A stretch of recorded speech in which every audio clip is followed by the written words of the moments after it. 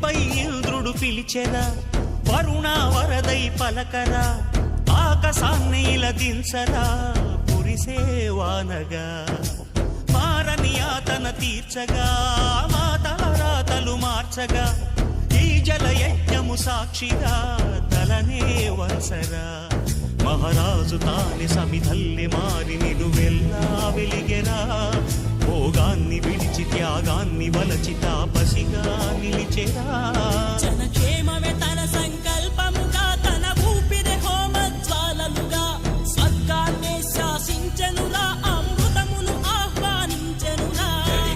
జాడతో ఈ వేళ జన జీవితాలు చిగురించేలా, కాలసీమలో ఈ వేళ రతనాల ధారలే కురిసేలా.